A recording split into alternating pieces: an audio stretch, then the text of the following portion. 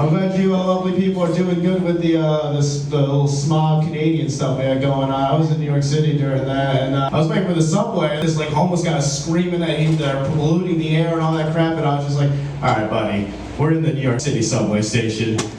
Let's not act like we were working with the cleanest air to begin with. We're both breathing in your pee right now. You understand that? Also, I see the crack pipe sticking out of your pocket. Let's not act like this is the worst thing you're inhaling today.